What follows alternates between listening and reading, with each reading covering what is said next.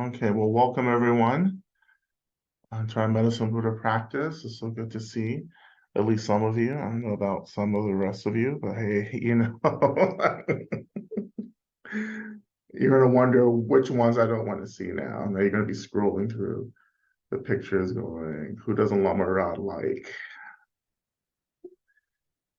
I know. But greetings, everyone. Greetings for those who are new. This is Medicine Buddha practice. I'm Lama Rod, so forth.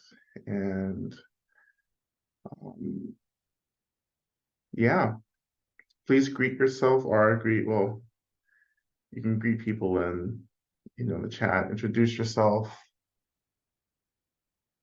We have a prayer sheet, a prayer Google Doc that you should see the posting for, the link for in the chat, and you can add a prayer to that. In the practice, definitely tonight I'll be in our practice offering those prayers out loud. So you have all the instructions on the Google Doc, so I won't repeat them, but you can add a prayer if you would like. All right.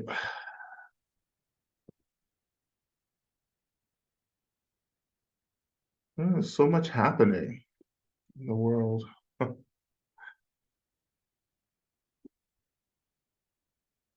And then we have another eclipse coming up this week. So God help us. Anything can happen with eclipses. So a lot to be practicing for, a lot of people to be practicing for as well.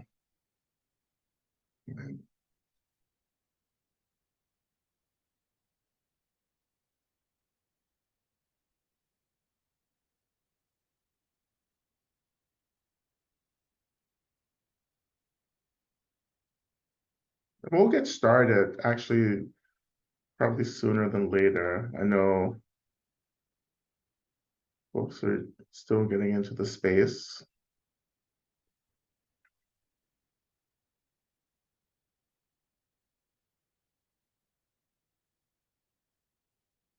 I can already, kind of feel just a lot of anxiety um, in the space, um, which is completely understandable, right? And so, as we often do at the beginning of our practice, at least more and more we're doing this, is it's just really beginning to kind of name where we're struggling, what we're really trying to move through, right? Be it anxiety, be it heartbreak, rage, anger, or even like numbness or disassociation. But it's kind of beginning to name it.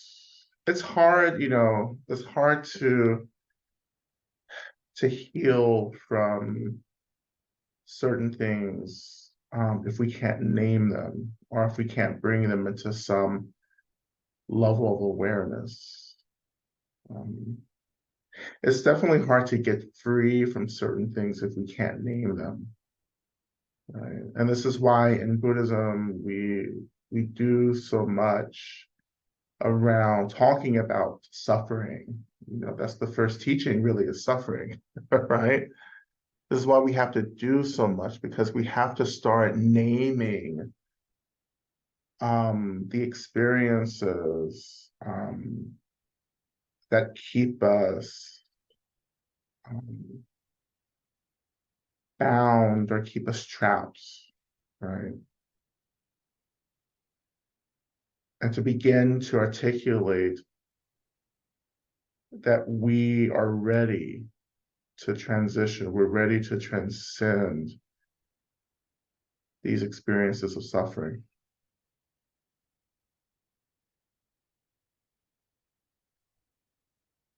But again, we have to get clear about if we're actually ready to get free or not.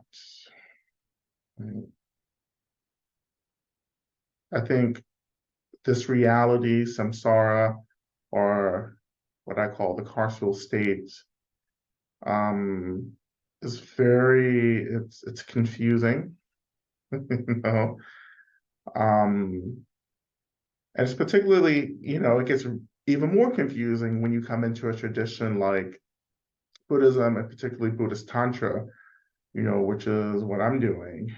Um, you get into Buddhist Tantra and you're told, actually, you know, the way to get free is to go right back into the places you're trying to get away from.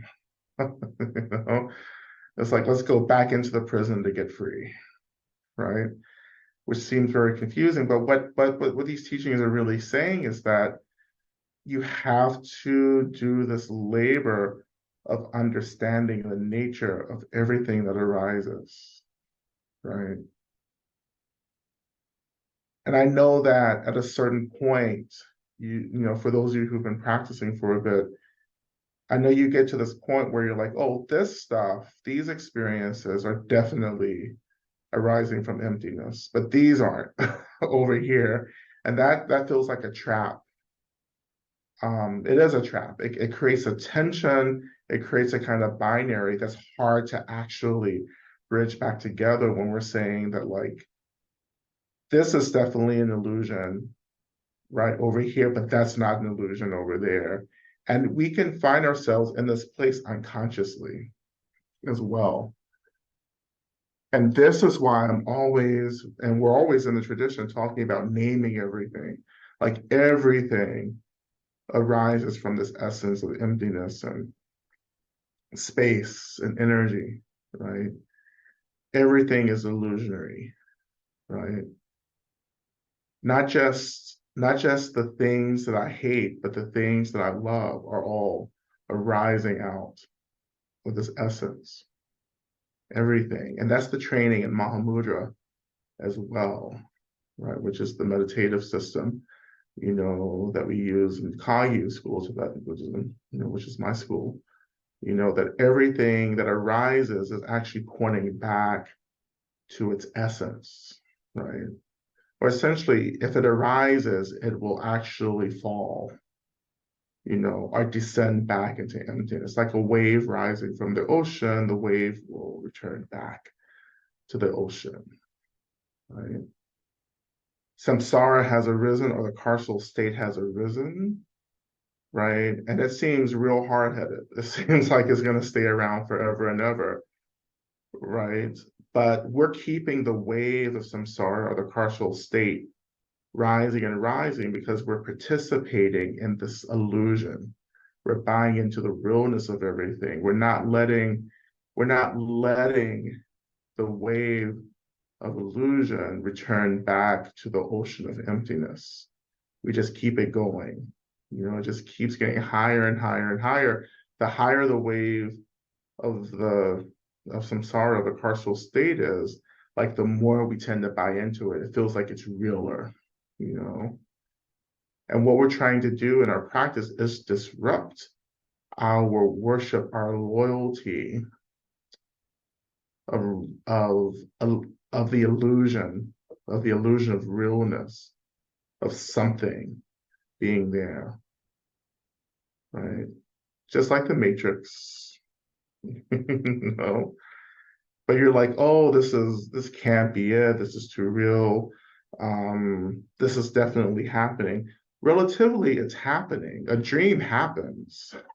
You go to sleep, you have a dream. The dream is happening. You're going through something, but then you wake up and you're like, oh shit, that was a dream, right? And this is what we're trying to do. We're trying to wake up from the dream, But this kind of waking up takes a whole lot of fucking effort. you know, this isn't just, we're not like, you know, Dorothy and the Wizard of Oz, who gets to the wizard and says, and the wizard, or actually it's Glinda, the good witch of the South, I think, who says, all you have to do is click your heels together and then you go home. And I just want to let you know I've tried that. Actually, when I used to wear heels, you know, but I had to divest from that because, we all have to give up some of these habits, right? Um, So it's like, I want to go home, I want to wake up, I want to get out of here. But that's just the beginning, you know? Um, then when you say, okay, I want to get out of here, I want to transcend the causes and conditions of suffering, then you have to enter into the work, the labor, right? And this is what we're doing. We're doing the work and the labor. But once again, like, this seems really frustrating for some of you because you keep bypassing the first step, which is, I want to go home. I'm not sure, but I'm going to try to get free. You're not going to get free, right? The intention of getting free is what drives us to freedom, is what supports the work of getting free. But before you get to even wanting to get free and saying, I want to get free, you have to like understand that, samsara, or this experience of delusion, um, is not supposed to be utopia. It's not supposed to be a good time, right? It's not a week at Disney World, right? Or an afternoon at the Target, you know. It's not a drag show. Quite frankly, the drag show is what makes samsara bearable for me. But I just think that you have to, get to a point where you're having to renounce this. You have to renounce this. Like, you have to be like, I'm sick of this. I'm sick of the suffering. I'm sick of like the violence. I'm sick of like trying to shape samsara into something that feels comfortable and beautiful and lovely.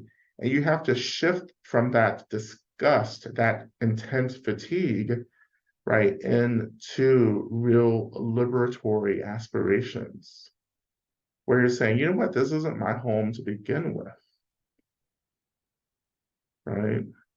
This isn't where I belong. This is an experience that I'm having, which is, it just feels like a dream. And now it's time to get serious and start remembering who I am and where I come from. Importantly, we have to start remembering that I am not, that this I is not, you know, right? I'm not talking about apathy, right? I'm not talking about bypassing. I'm not talking about any of that. I'm talking about, it's like this. Here's another example. Um, have you ever gotten so frustrated with something? Like, it's like maybe you're trying to learn something. Um, like you're trying to, there's something, like, at least in my life, there are things that like I've all I've often avoided dealing with because I don't understand it, I don't get it. Usually it's like math, but like I'm like, I don't get it, I don't understand it, like whatever, whatever. And then you get to a point where you're like, you know what, I have to figure this out because I can't get to somewhere else until I get with this and start working it out.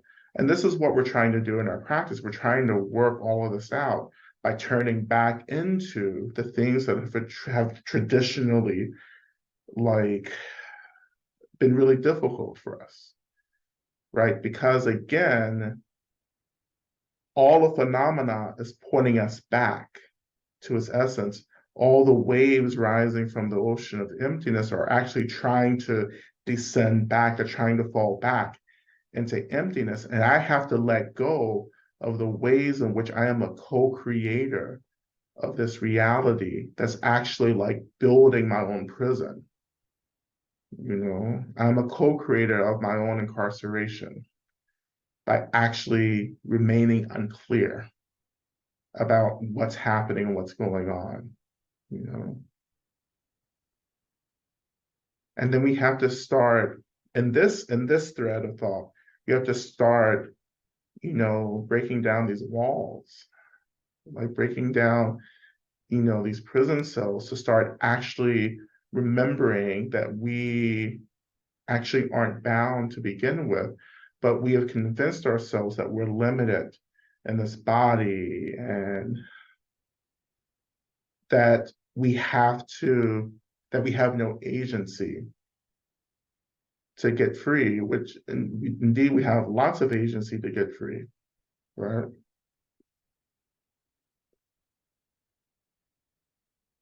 But on top of that, another thing too that we have to understand is that we have to love ourselves enough to want to get free as well. Like, so if you hate yourself, you're probably not going anywhere anytime soon. Because why would a thing that you hate deserve to be free? You know, you have to care about yourself enough to want to get free. Right?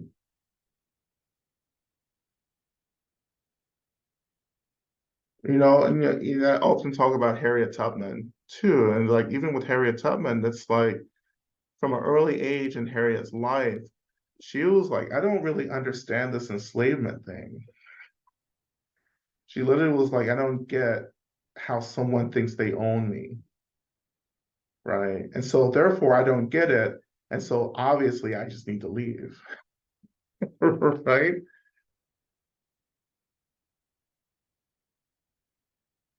What kind of love could you possibly have for yourself when you say, you know what, whatever these people are saying about me being a slave, I actually don't agree with it. And so therefore I have a right to leave, right? I think that's really important to study the lives of abolitionists and change makers and so forth, and to see what they did. And so much of their work was really about love. Even Malcolm X, for instance, in prison, who was like, oh, like I'm not what people say I am. And I can choose something different, a different reality. It's really based upon freedom, you know. And he did this really important work, which could have actually been even more profound if he wasn't, assassinated. Dr. King as well, Fannie Lou Hamer. I mean, on and on, right? Do you deserve to be free? And the way some of you act, you don't, it doesn't feel like you want to get free, you know?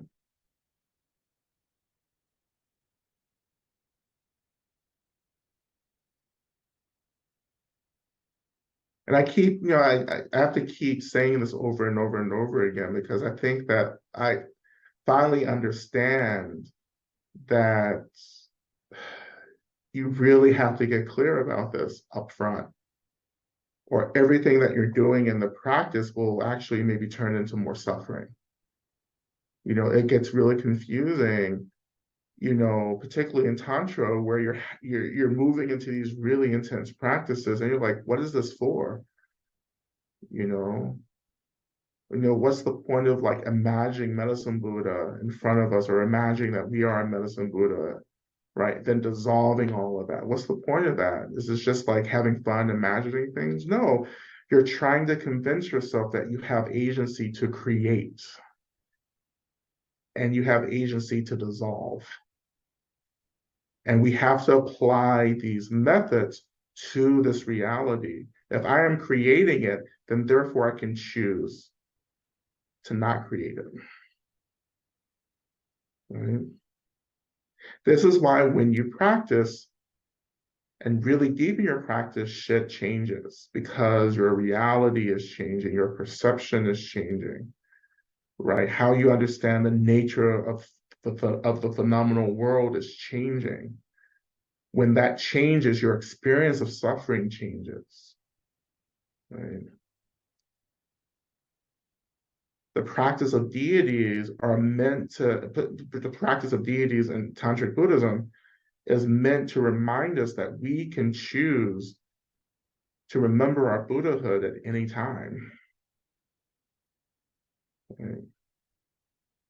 But because we're so self-identified with the suffering, it becomes a challenge, right?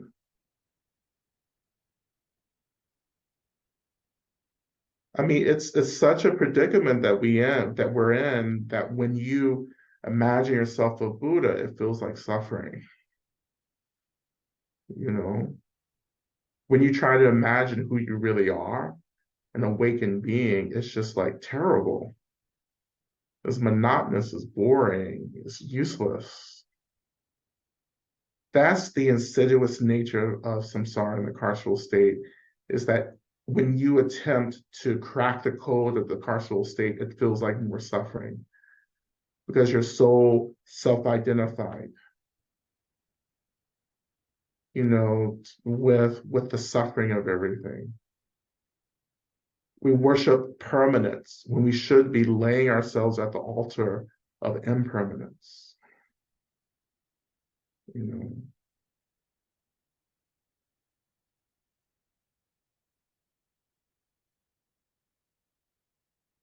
And it feels, yeah, it feels heavy, it feels real. And then that's when we have to start shaking it, right? We have to start moving, we have to start practicing, we have to you know, start dancing with all of this.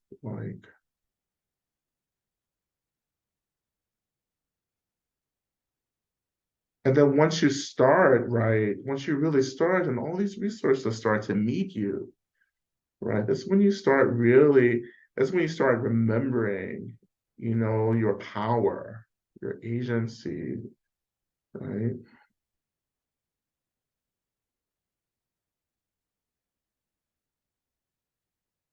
And it's hard work too. It's the hardest work you will ever do, So when you decide to sign up for this, then you're gonna have to just do it. It's like that Nike saying, just do it, right? But you just do it. You do it, you move through it, you go through the brokenheartedness, you move through the trauma, you mourn everything, right? But you start awakening more and more, you start opening and expanding, right? And then when all that starts happening for you, then you become a real agent of change and support and benefit for everyone around you because your practice, your embodiment of freedom actually starts convincing others that they have a right to get free as well.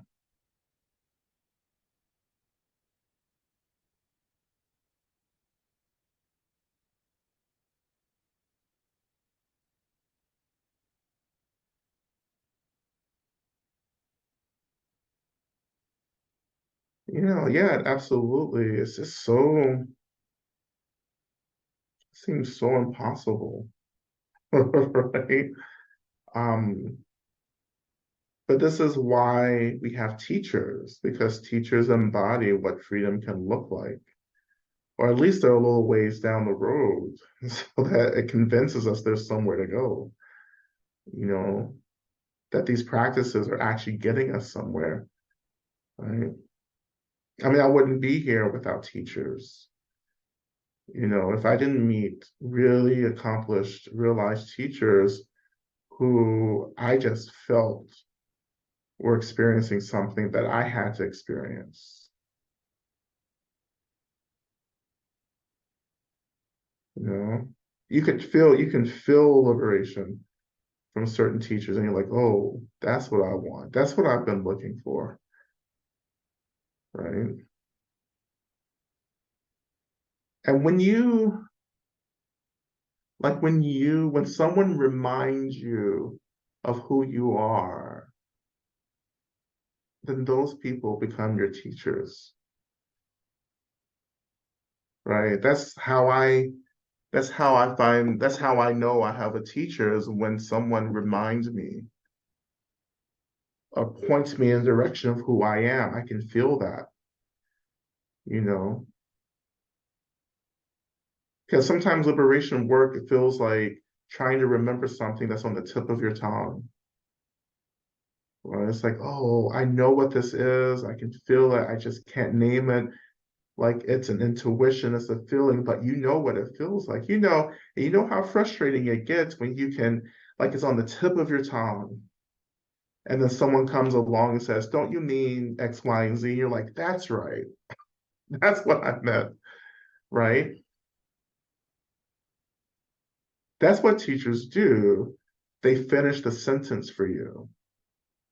They nudge you in the right direction. Right?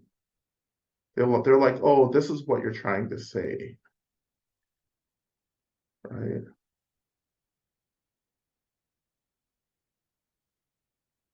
Right? Then we find ourselves in medicine Buddha, right? The Buddha, associated with healing. Um, and healing is remembering. It's remembering something that we've forgotten, but it's also remembering, which means bringing back together things that have seemed desperate and separated. We are calling our beings back together. And essentially, what we're calling back together are the parts that we really like and the parts that we're always trying to push away. We're trying to summon everything back together. And that's the healing that we're talking about in Medicine Buddha, right? On a real kind of like inner level, I would say inner healing is pulling back things being drawn back together. And of course, relatively, that looks like healing. It looks like getting well from sickness. It looks like things working out so that you can experience more health physically, spiritually, mentally, right? But the inner work of healing is remembering and calling back into wholeness. And this is also what loving is. Like love is the space we offer to everything.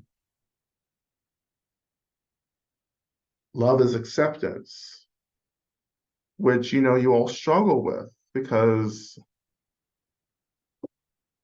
acceptance has this connotation of condoning, but acceptance in the case of real love is actually about telling the truth that this is happening. But we can't tell the truth because we're always running away from the pain.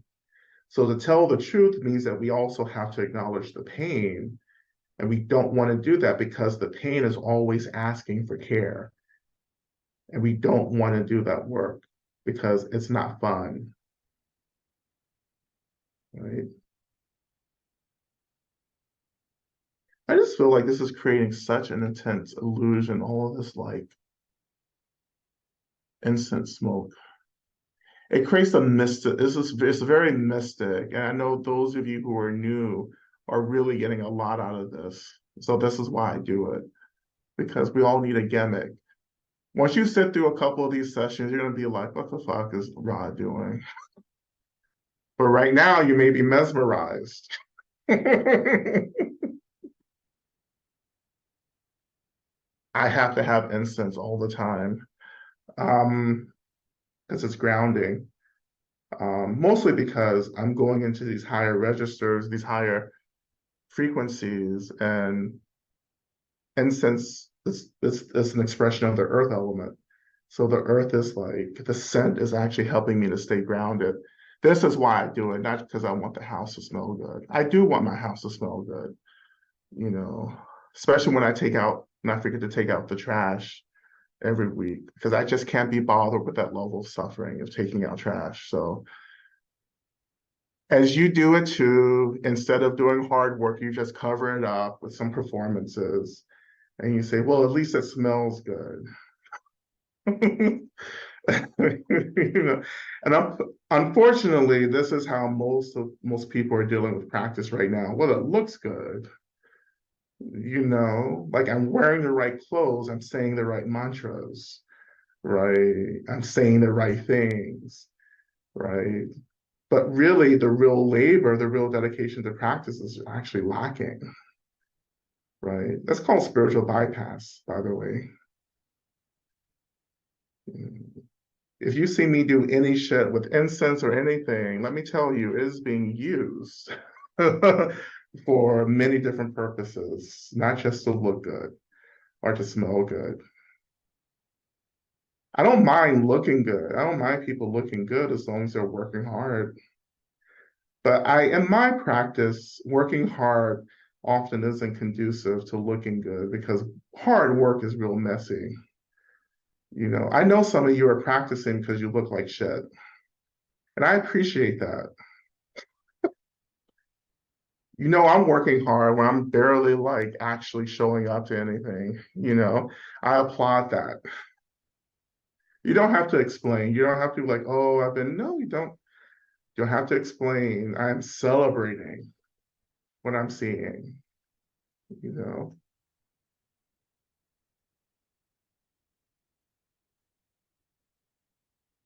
So let's think about practice. Let's think about moving deeper into our practice.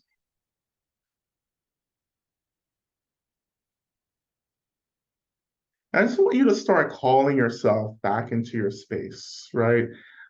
We're everywhere right now. We're in the past, we're in the future, we're in different countries, we're down the street, we're in another room, right? So many things that are distracting. But in this moment, let's begin to call our awareness back into this moment because liberation work can only happen in the present, in this moment. I can't get free in the past. I can't get free in the future. I get free right now in this moment. This is the starting point for our liberation work, right? Anything else that we try to do in the past and the future just becomes another fantasy on top of this illusion of samsara. So coming back to this moment, where are you at? What room are you sitting in? Who are you sitting with right now? What is the texture of light? What's the temperature? What's the time of day? Right? What do you hear in the space around you? These are just very basic anchoring, right, techniques that call us back. But the thing is, when you start calling yourself back like this, when we start anchoring in the space around us, then what you realize is that you have been distracted on purpose because you're trying to avoid like real uncomfortable experiences like your anxiety, like your fear, like your sadness. And it's okay because we're going to be calling on medicine Buddha to tend to what we keep running away from, right? We're going to call in our resources.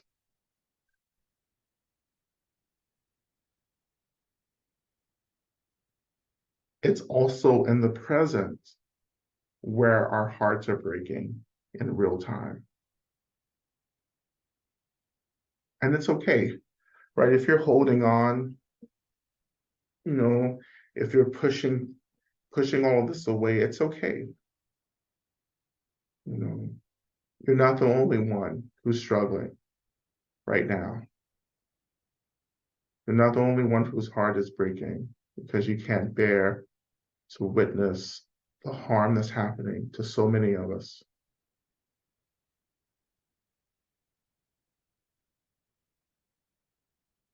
Right? There'll never be another season of the Golden Girls, and that's something that I have to let my heart break over. On top of everything else that's happening.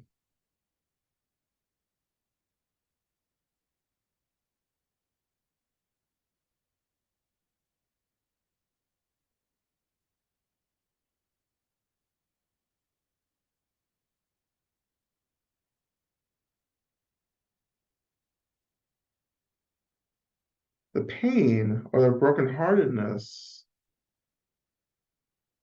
is also where the Buddhas reside. Right? The Buddhas don't just reside in what feels great. They're not just in the temple, the shrine room, the meditation hall. They're not just on sacred land, right? The Buddhas reside everywhere. Wherever there is space and emptiness, the Buddhas can arise, which is just another way of saying the Buddhas are everywhere.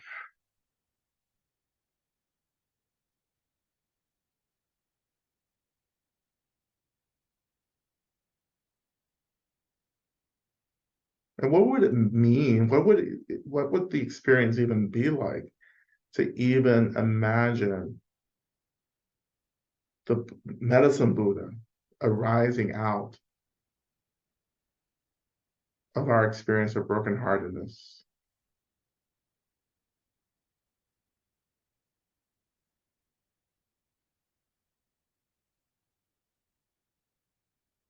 And an even better question is who wants to find out what that feels like?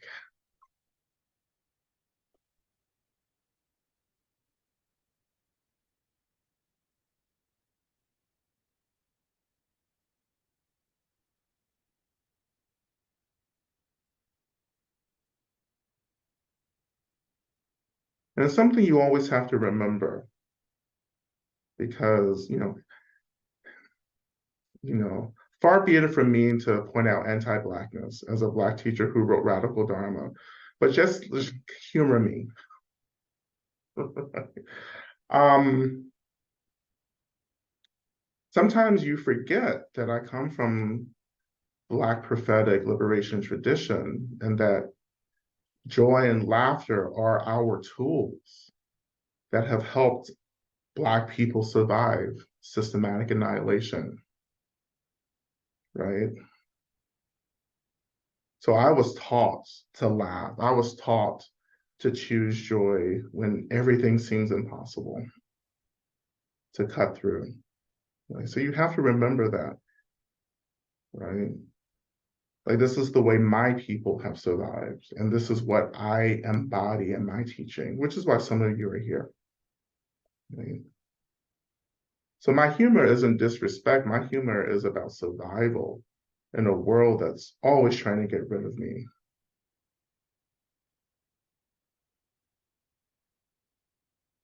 And of course, in the tradition of great Dharma protectors like Mahakala, which we'll be teaching later, hopefully this year or later next year. So much of the protectors are them laughing. Like protectors are laughing, right? And laughter reminds us of the space that's holding its laughter, joy disrupts rigidity and recenters us back into the space that's holding everything. And it's from space that I get to choose how to get free. Remember that.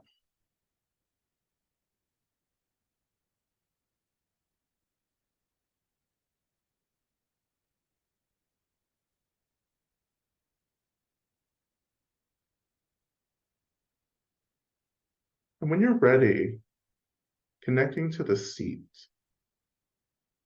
So what you're sitting on or standing on or lying on, like connecting to how that seat or how the floor or whatever is rising to hold you.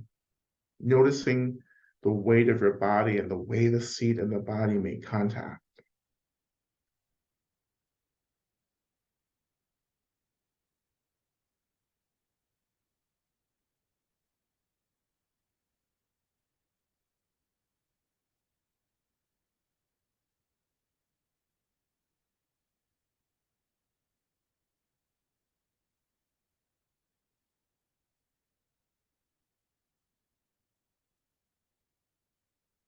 I wonder if you can let the seat really hold you right now.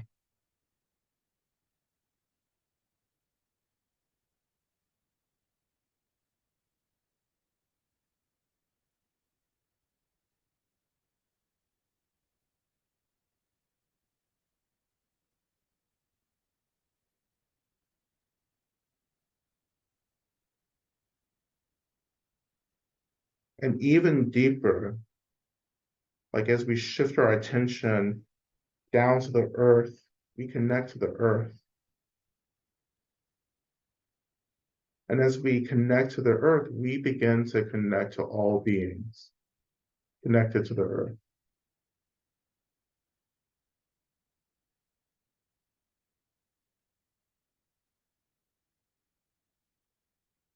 So as we touch the earth, we touch all of our family. You know, all beings are interconnected. We're connected, right? There's an interrelatedness or an interconnectedness. And for me, touching the earth reminds me that all beings are being held by the earth, both seen and unseen. Beings are connected to this physical land, the physical earth, which for me arises as an awakened being. And my practice as the mother.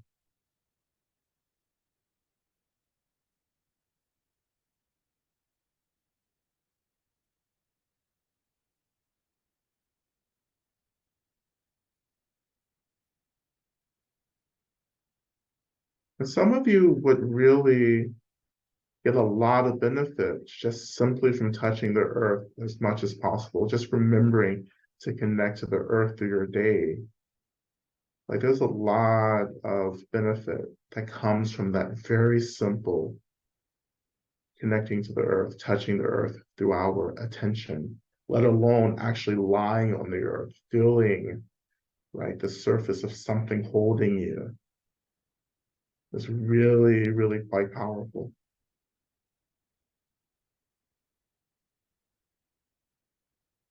And sometimes as I am touching the earth like this, I imagine just offering whatever discomfort I'm experiencing to the earth. And again, what we're offering to the earth is not our suffering, but just energy, right? Energy that we're confused and struggling with, right? Then we offer that energy to the earth in this psychic way. And all the energy receives is just energy. All the earth receives or the land receives is just energy, right? It's like adding a drop of water to the ocean, right? We're returning energy back to energy. That's all we're doing. We're not hurting the earth. We're not hurting the land. You know, we're just recognizing this connectivity to the land, and we're reminding ourselves that we have the agency to let go. And I don't have to keep holding on to the heaviness. I can release it.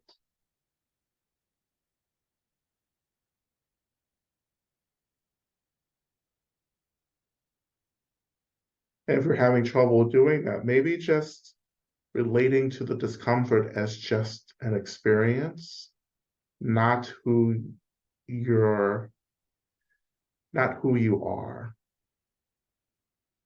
which is the difference between saying I am opposed to I am experiencing. An experience is easier to offer to the earth than something I think I am.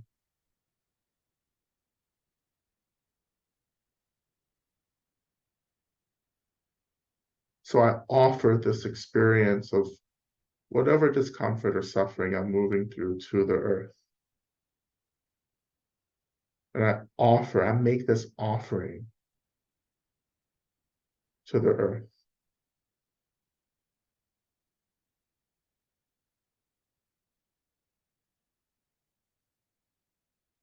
And if you're working with your breath as well, I invite you to even use the breath to release. So again, as we often do, imagine inhaling into what feels really uncomfortable. Imagine that the in-breath dissolves that energy. And then imagine that we're breathing down, we're exhaling down through the body into the earth. So our exhale is carrying this heavy energy down through our back, down through our bodies, out of our bodies, down into the earth.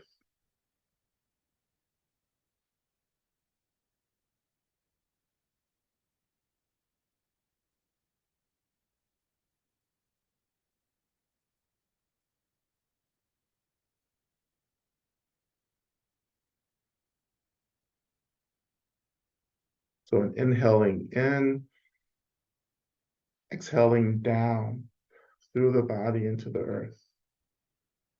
And that out breath, the exhale down to the body, also creates a deeper link to the earth as well.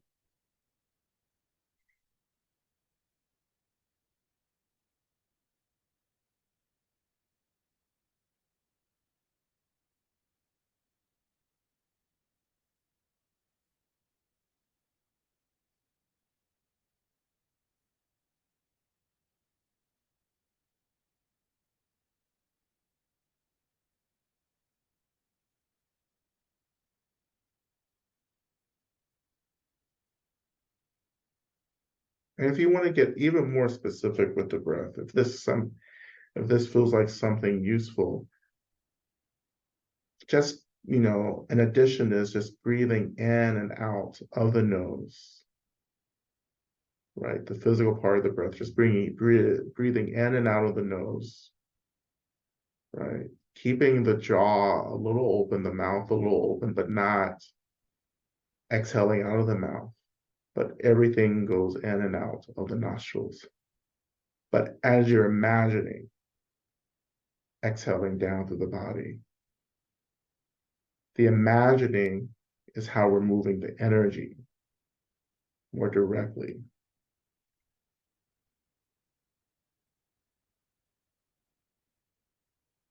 And again, adding a soft H sound, so making it audible.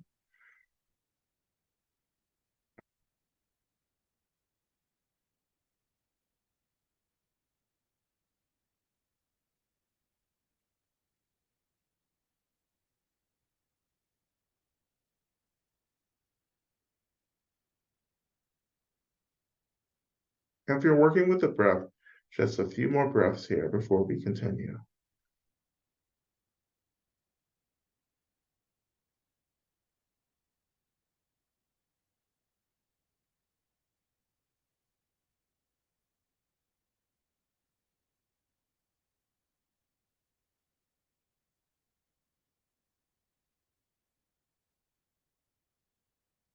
And when you're ready, coming back to a natural breath,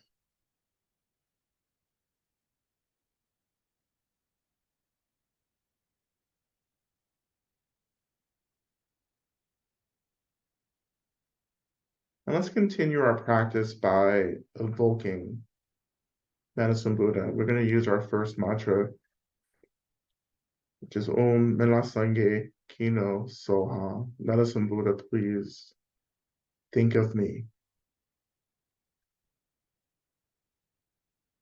And a mantra like this begins to attune us to what I call the frequency of Medicine Buddha.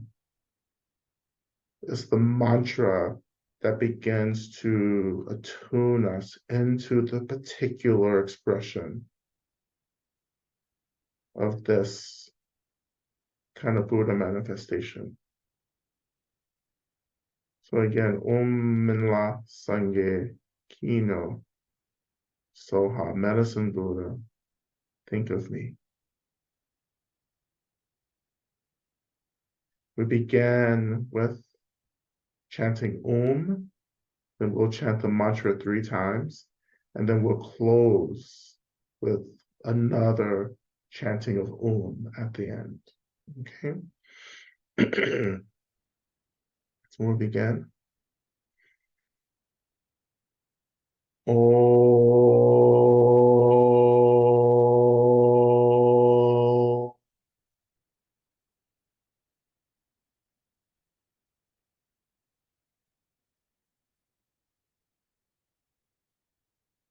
Om La Sangye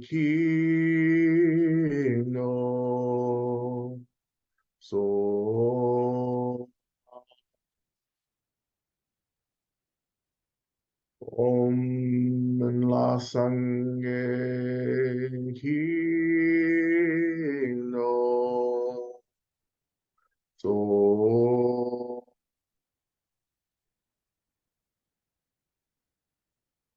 Om La Sange Hino So Om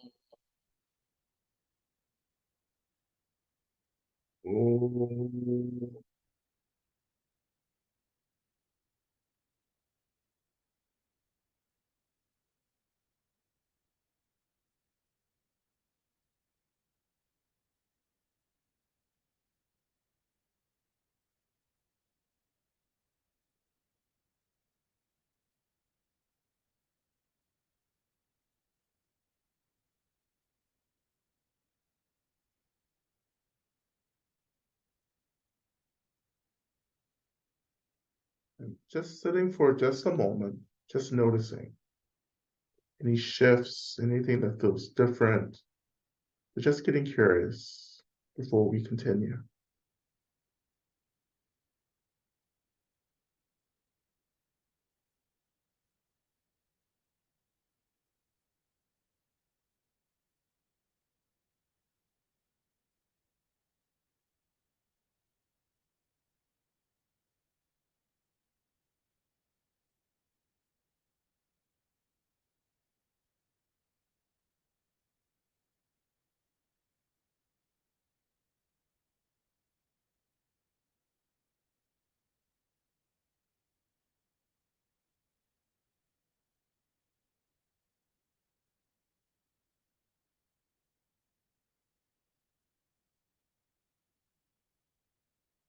And so, staying connected to the earth, the seat under you, even returning back, if you're using the breath, returning back to the breath practice, if you need to, right? I invite you to just to notice some experience of discomfort that you're kind of like wrestling or working with.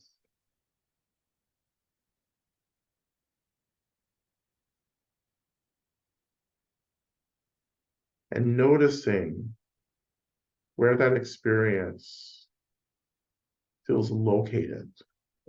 Is it just purely a mental experience? Is it a physical experience?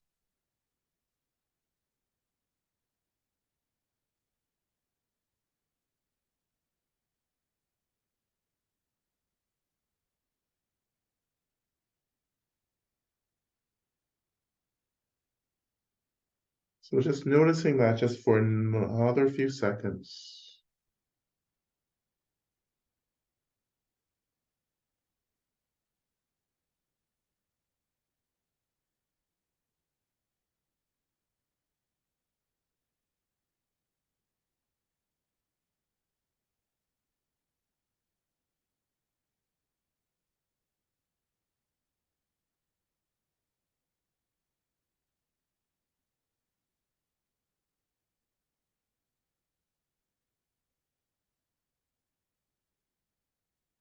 And when you're ready, I invite you just to shift your attention to the space around you. And as we often do, I invite you to imagine that all the beings in the universe, I would say, who love you, begin to arise in the space around you.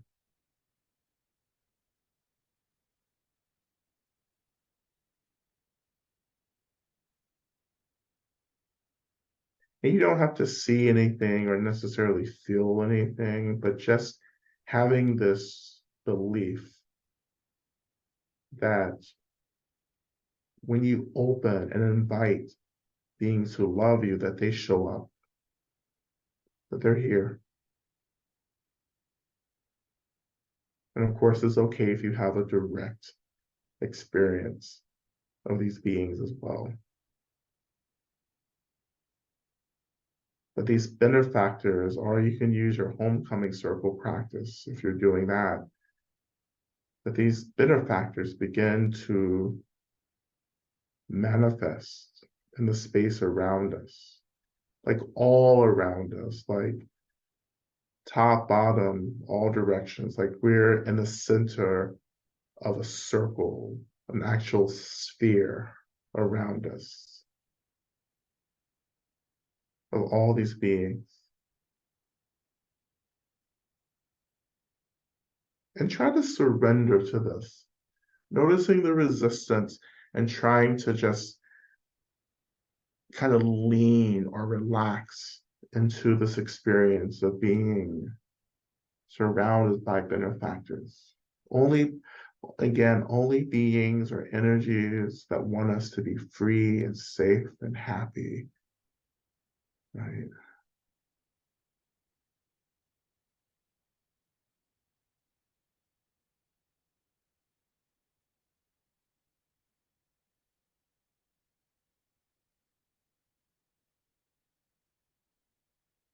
I think it's always important to point out that there's a direct relationship between our ambiguity around wanting to get free and struggling to open to care and love that's being expressed towards us.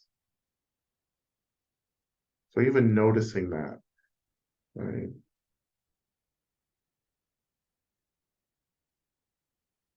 As one thing loosens, like as my capacity to open to care increases, so does my aspiration to get free deepen, and vice versa.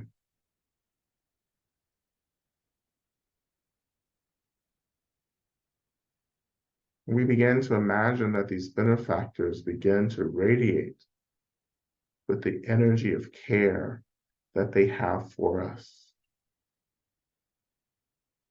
that we're being surrounded by the soft white light that is nothing but the energetic expression of care for us.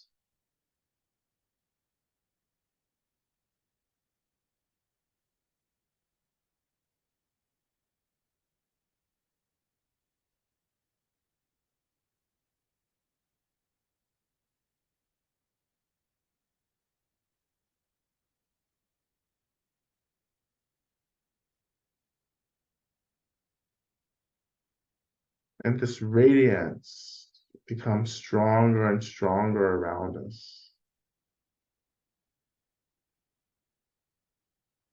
And we begin to feel and imagine that we're being completely kind of wrapped and held within this energy of care in the form of white light.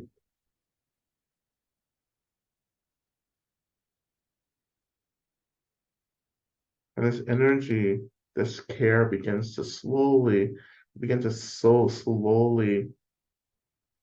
saturated with this energy of care. Our whole bodies begin to be filled with this care.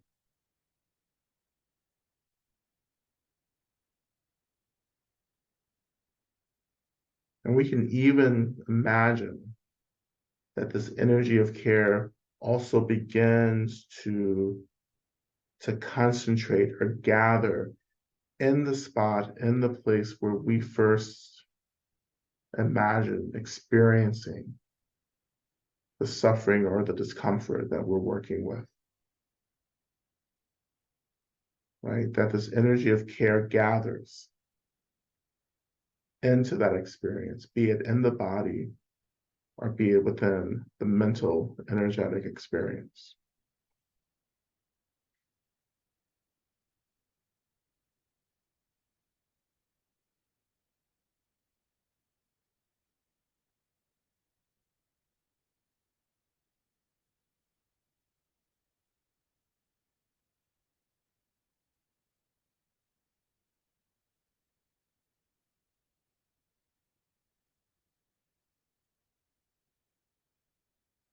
And within this place where this energy of care is concentrating,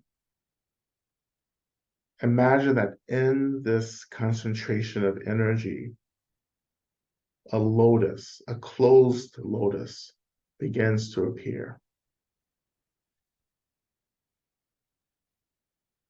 And if it's helpful, we can return back to kind of our closed lotus mudra, which we've done a couple of times. A mudra in which I made up, by the way. So don't be going to some other lamas talking about Lama Rod taught me about the blossoming lotus mudra. Because I just made that one up. So this closed lotus, which we've done before, this closed lotus mudra being a gesture that corresponds to this energetic, kind of happening in our practice, right? And this is optional. But the energy that's concentrated, right, begins to form a closed lotus of any color that you want. My lotus is white.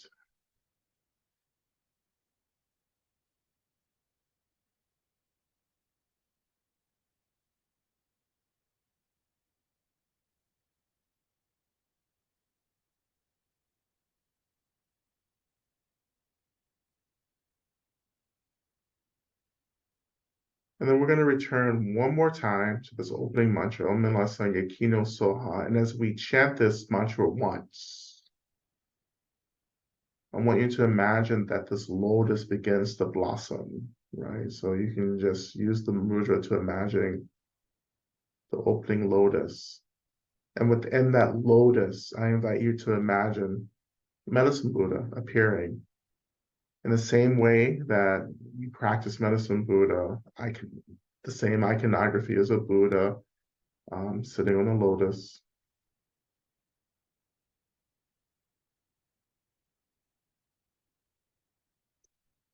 Let's go back to the mantra, Om Namah Sangye Kino Soha. Let me chant it once. Om Namah Sangye Kino Soha.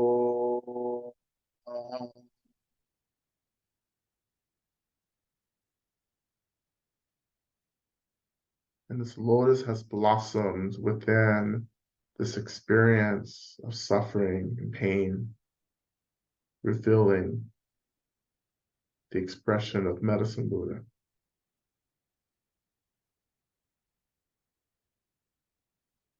So now turning to our main mantra, Teata Om Bekenze, Maha Bekenze, Rasa Sumu, Gate Soha.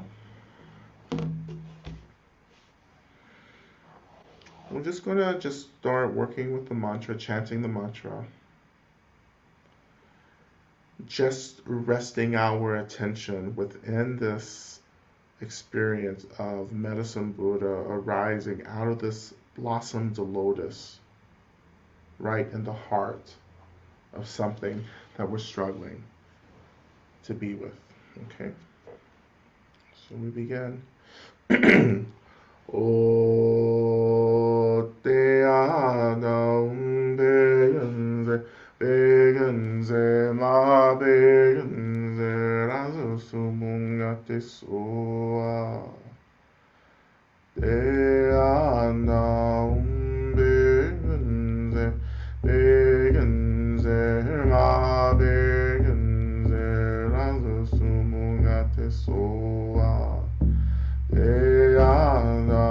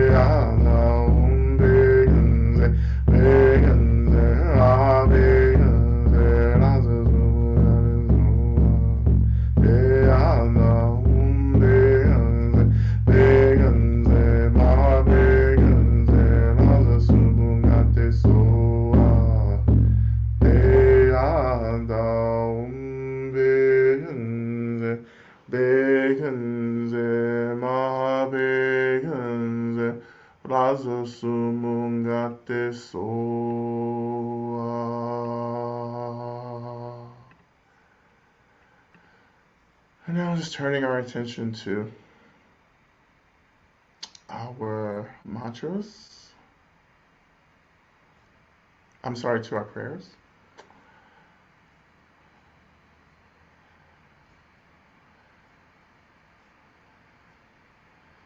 And again, calling into the space.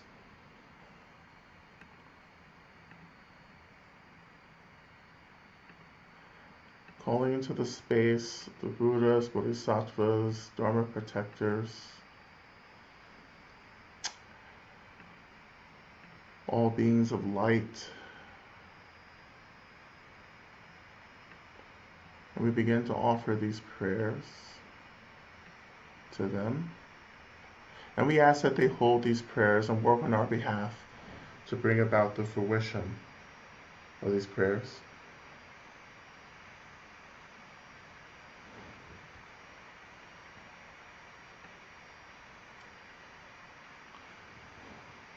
We're offering prayers for peace for all suffering beings, an end to war and violence. Prayers for wisdom and clarity in my relationships, that my understanding can grow. Prayers for T, that she can quickly heal her body and peace and joy to her spirit. Prayers for peace and understanding in my own heart and guidance from my path in life. Offering prayers for Palestinians in Gaza, West Bank, and around the world. May the Israeli genocide end immediately, and may their suffering end as soon as possible. Offering prayers for Carla and Francesca as they navigate a sea change. May they be surrounded by their ancestors and benefactors. May they choose compassion and have confidence in their creativity through successes and setbacks alike. Prayers for Stefania as she continues to undergo chemotherapy treatments. May she be healed, may her symptoms be abated, and may she know loving kindness. Prayers for peace and connection for everyone in the world. Prayer for all the children, the innocent and the childlike, and the vulnerable who are in harm's way due to human hatred and historical trauma. May peace prevail now, forever. Prayers for all children who have lost their parents. May they find comfort, love, and safety from people who take care of them, whether they're related or not. Prayers for clarity and courage. Prayers for Chachu as I grieve the loss of a relationship. Prayers for the souls we've lost in Palestine. Prayers for the liberation of Palestine. Prayers for our friend Elijah that he may find release from his debilitating anxiety. Prayers for Isaac and his family as he struggles with another period of homelessness and psychosis. Prayers for the lives lost in Israel and our family who has fled Israel with their small baby.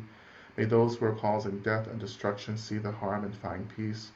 Prayers for my brother recovering from a psychiatric episode and my family members who are trying to learn new ways to support him. For all those who experience challenging mental health issues without support, as well as those trying to support. Prayers for a new relationship and friendship with Elena. Prayers for my new path in my master's program. May I create positive impact through the privilege of education. Offering prayers for Greg and his family, for Olivia, and prayers for the people in Palestine and Israel. Prayers for my family and friends who is across the world. Prayers for the Ukraine and Russia.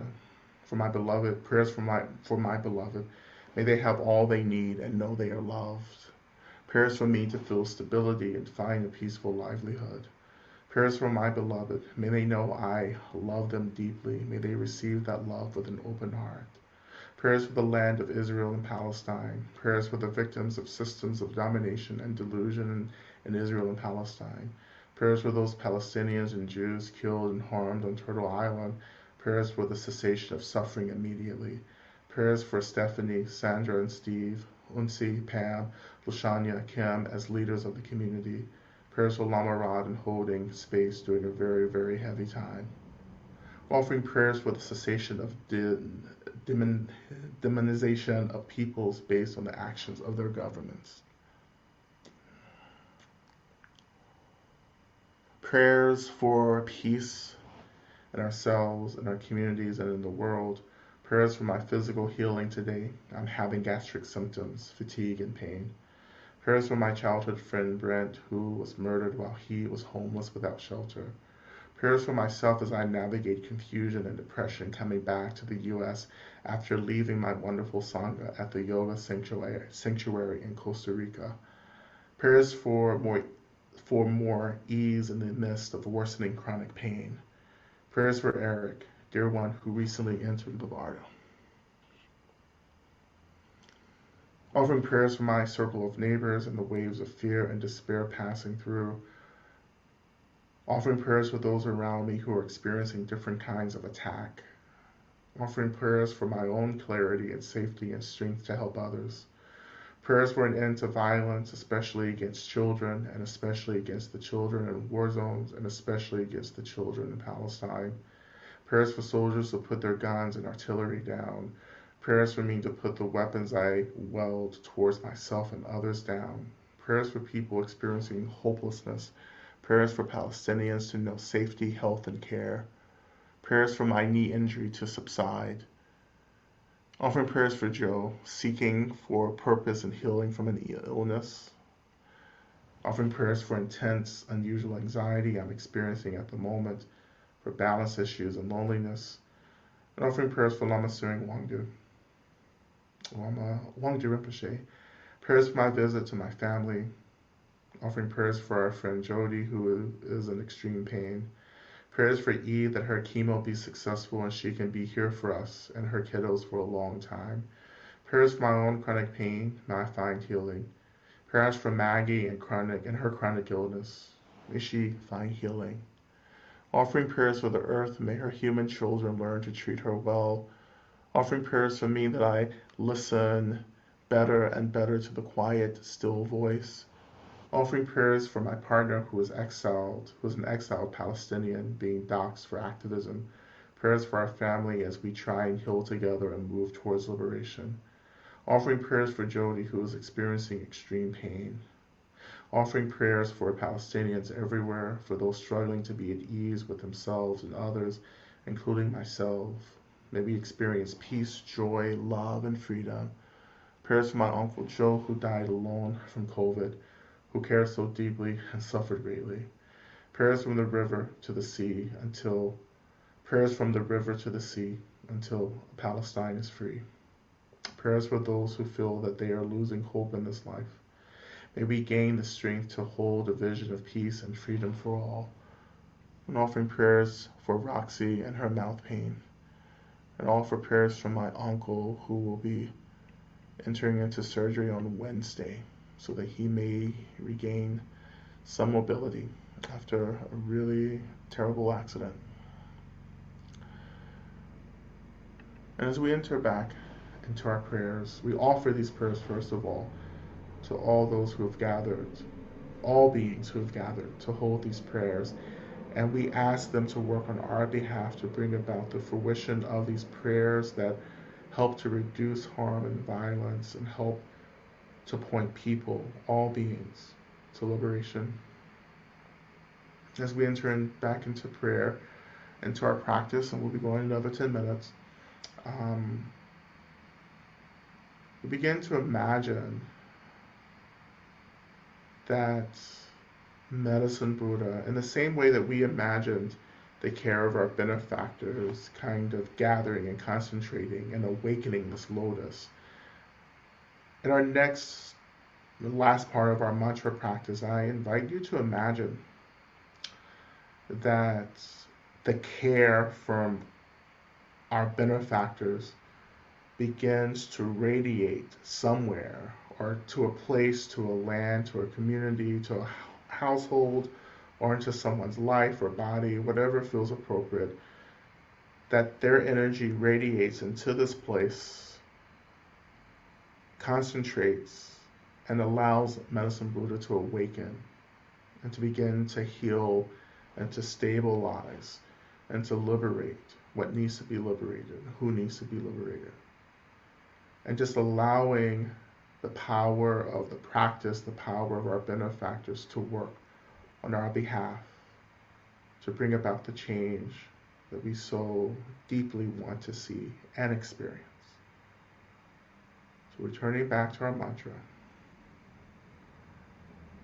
Rotea daum begenze begenze ha begenze rasu sumungate sua dea daum begenze begenze ha begenze rasu sumungate sua dea daum begenze begenze ha begenze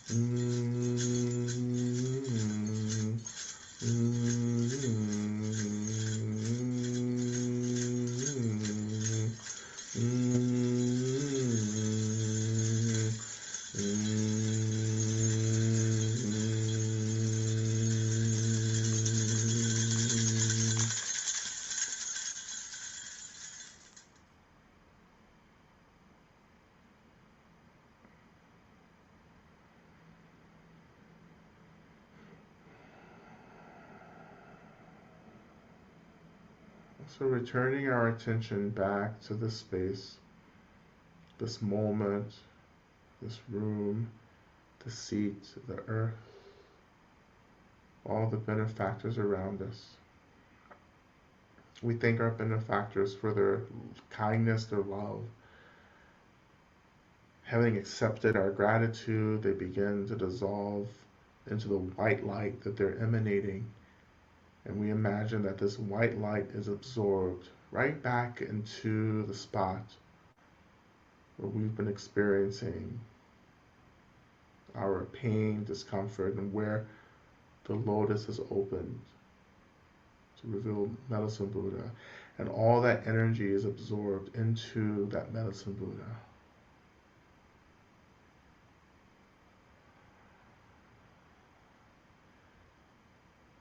And then the medicine Buddha and the lotus begin to dissolve into white light. And that white light dissolves into our bodies.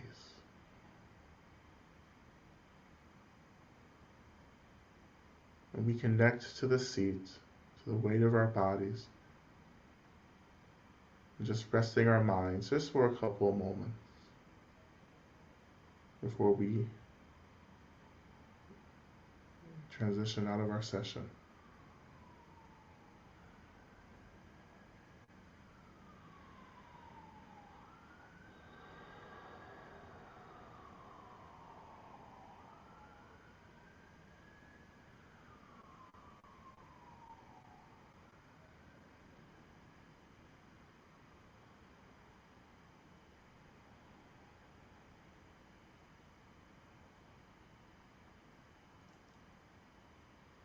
And when you're ready, just beginning to reawaken your body through some simple movements, some stretches, even moving through a few cleansing breaths, breathing into the nose, out of the mouth.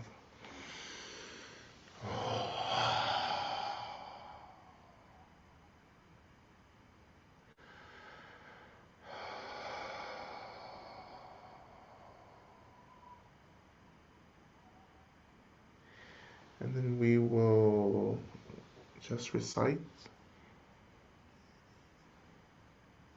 Shantideva's prayer, which is in the chat box.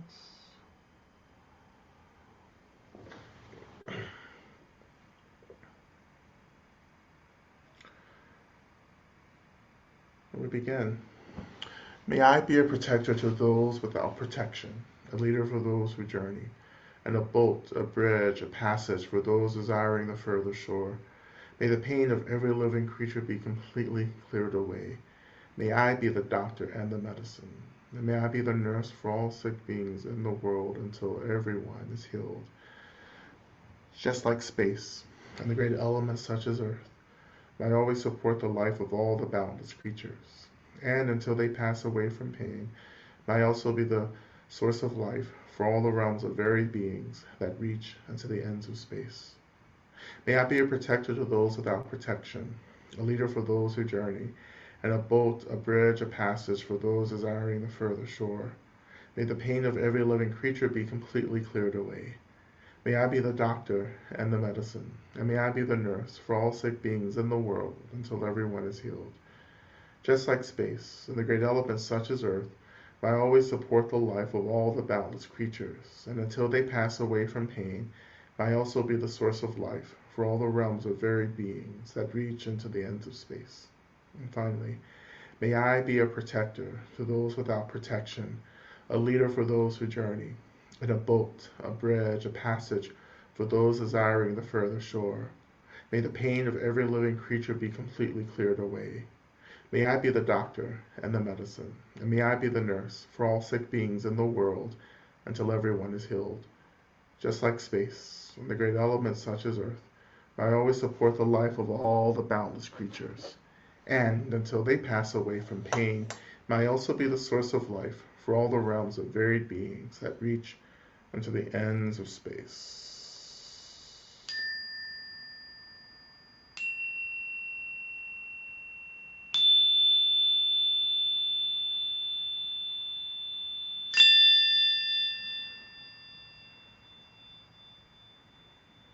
All right. All right. Thank you, everyone, uh, for your practice and such. Um, and again, check the websites for announcements for other programs coming up as well. Um,